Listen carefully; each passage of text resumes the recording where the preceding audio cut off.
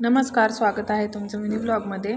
तर मिस्टर ना 2 दिवस झाले गावाला गेले होते, तर ते आज सकाळीच घरी आले आणि त्यांनी गावाहून येताना हे सगळं आणलं होतं शेतातून। मिरच्या, भेंडी, चवळीच्या आणि उडीदाच्या ओल्या शेंगा वगैरे हे सगळं घेऊन आले होते आणि कणीस पण आणले होते।